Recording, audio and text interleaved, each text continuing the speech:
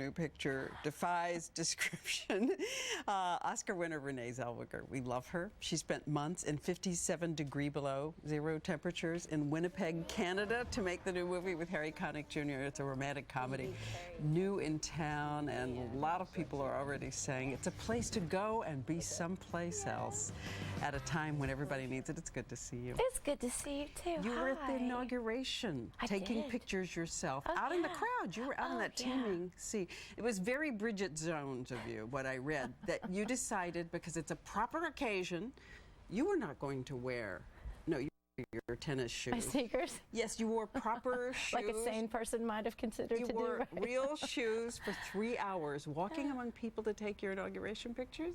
You know, I had to be there. I've been obsessed. You know, going on, what, 9 years now, I've been obsessed. And just the possibility that this might have even, you know, become a reality this year, I had to be part of it. I just had to be there. So with no tickets and no plan and no access, I got on a train and I just could went. you wander among the crowd unrecognized? There wasn't so much wandering as it was sort of bouncing around like a pinball inside the machine.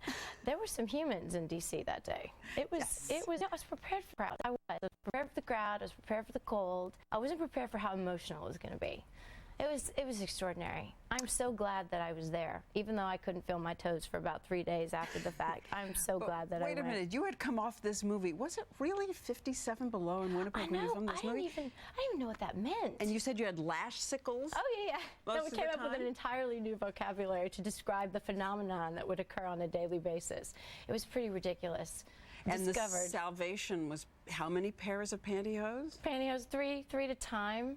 It's not sexy. It's not sexy, but you stop caring. You stop caring after the 3rd hour on the set. Okay, well, I don't know how many you're wearing in the clip we're about to see, but we should tell everybody Lucy Hill arrives in Elm, Minnesota. And she is a serious city girl, and Harry Connick Jr. is there, and he's the leader of a union. And what happens next is what's so much about our times and so funny at the same time. But you've just arrived and you got in a little trouble and had to drink a little something to get through the cold.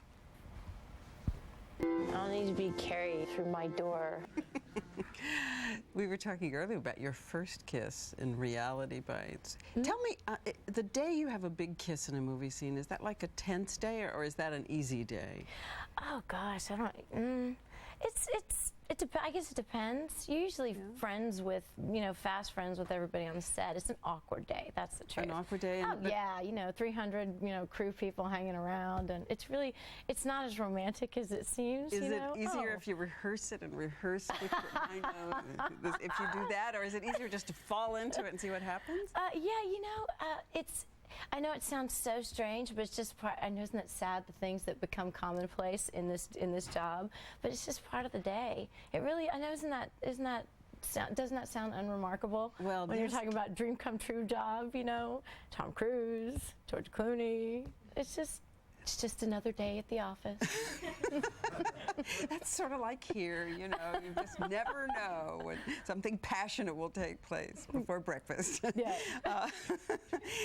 Anyway, going back to the movie, I was surprised to learn that you had to go back and refilm a scene at the end, and Harry had already shaved off his beard. Yeah, there were some additional things that they needed, and he had to go off and do a gig or something, and he was tired of being the grizzly guy, the granola man. He had enough of that, so he took the beard off. And when we came back, they put on a little applique.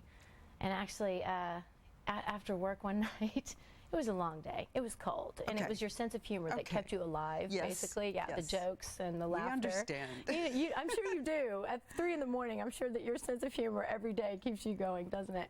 So he thought it'd be funny if I tried it on. And it's kind of frightening, and from actually. your personal scrapbook. Yes, that's an original by Harry Connick.